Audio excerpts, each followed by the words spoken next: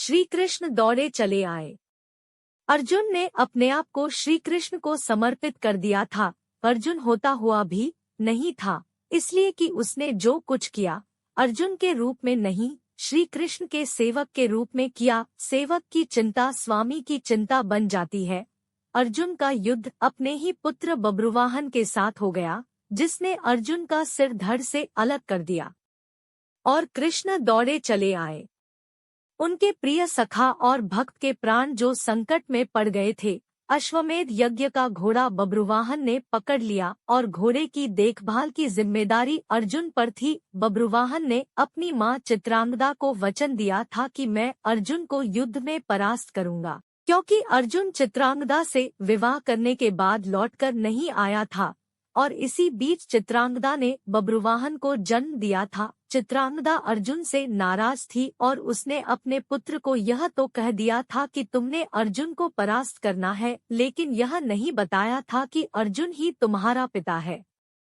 और बब्रुवाहन मन में अर्जुन को परास्त करने का संकल्प लिए ही बड़ा हुआ। शस्त्र विद्या सीखी, कामाख्या देवी से दिव्य बाण भी प्राप्त किया अर्जुन के वध के लिए। और अब बब्रुवाहन ने अश्वमेध के अश्व को पकड़ लिया तो अर्जुन से युद्ध अश्वयंभावी हो गया। भीम को बब्रुवाहन ने मूर्छित कर दिया और फिर अर्जुन और बब्रुवाहन का भीषण संग्राम हुआ। अर्जुन को परास्त कर पाना जब असंभव लगा तो बब्रुवाहन ने कामाख्या देवी से प्राप्त हुए दिव्य बाण का उपयोग कर अर्जुन का सिर धड़ से अलग कर दिया। श्री कृष्ण को पता था कि क्या होने वाला है, और जो कृष्ण को पता था वही हो गया। वे द्वारिका से भागे भागे चले आए। दाऊ को कह दिया, देर हो गई तो बहुत देर हो जाएगी, जा रहा हूँ। कुंती विलाप करने लगी, भाई विलाप करने लगे। अर्जुन पांडवों का बल था, आधार था, लेकिन जब अर्जुन ही न रहा तो जीने का क्या लाभ। माँ ने कहा, बेटा तुमने बीच मझधार में यह धोखा क्यों दिया। माँ बच्चों के कंधों पर इस संसार से जाती है और तुम मुझसे पहले ही चले गए। यह हुआ कैसे, यह हुआ क्यों। जिसके सखा श्री कृष्ण हो, जिसके सारथी श्री कृष्ण हो, वह यो निष्प्राण धरती पर नहीं लेट सकता। पर यह हो कैसे गया। देवी गंगा आई, कुंती को कहा, रोने से क्या फायदा, अर्जुन को उसके कर्म का फल मिला है। जानती हो, अर्जुन ने मेरे पुत्र भीष्म का वध किया था धोखे से। वह तो अर्जुन को अपना पुत्र मानता था, पुत्र का ही प्यार देता था, लेकिन अर्जुन ने शिखंडी की आड़ लेकर मेरे पुत्र को बाणों की शैया पर सुला दिया था। क्यों। भीष्म ने तो अपने हथियार नीचे रख दिए थे, वह शिखंडी पर बाण नहीं चला सकता था, वह प्रतिज्ञाबद्ध था। लेकिन अर्जुन ने तब भी मेरे पुत्र की छाती को बाणों से छलनी किया। तुम्हें शायद याद नहीं, लेकिन मुझे अच्छी तरह याद है। तब मैं भी बहुत रोई थी। अब अर्जुन का सिर धड़ से अलग है। बब्रुवाहन ने जिस बाण से अर्जुन का सिर धड़ से अलग किया है, वह कामाख्या देवी माध्यम से मैंने ही दिया था। अर्जुन को परास्त कर पाना बब्रुवाहन के लिए कठिन था। आखिर उसने मेरे ही बाण का प्रयोग किया और मैंने अपना प्रतिशोध ले लिया। अब क्यों रोती हो कुंती। अर्जुन ने मेरे पुत्र का वध किया था और अब उसी के पुत्र ने उसका वध किया है। अब रोने से क्या लाभ। जैसा उसने किया वैसा ही पाया। मैंने अपना प्रतिशोध ले लिया। और प्रतिशोध शब्द भगवान श्री कृष्ण ने सुन लिया, हैरान हुए।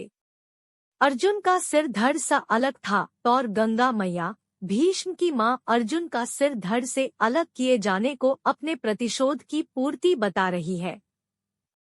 श्री कृष्ण सहन नहीं कर सके।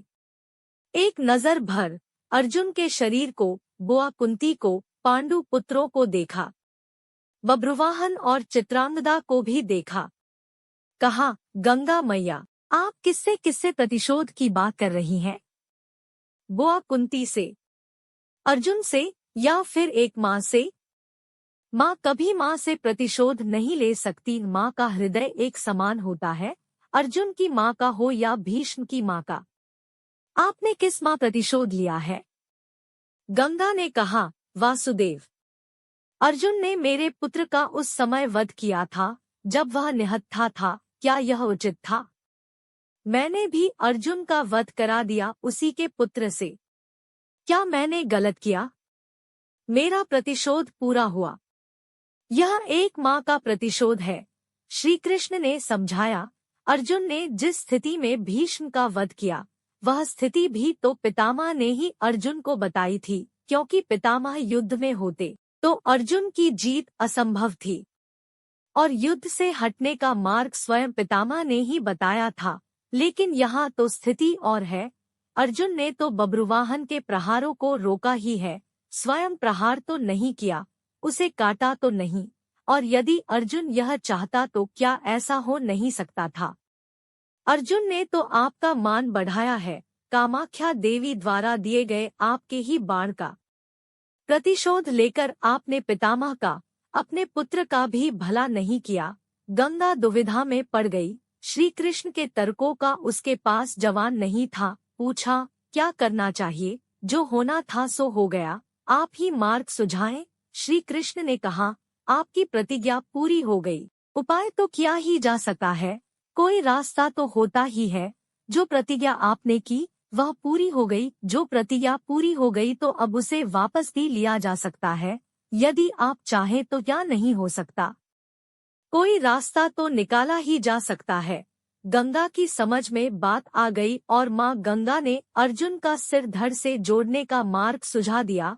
यह कृष्ण के तर्कों का कमाल था, जिस पर श्री कृष्ण की कृपा हो, जिसने अपने आप को श्री कृष्ण को सौंप रखा हो, अपनी चिंताएं सौंप दी हो, अपना जीवन सौंप दिया हो, अपना सर्वस्व सौंप दिया हो। उसकी रक्षा के लिए श्री कृष्ण बिना बुलाए चले आते हैं।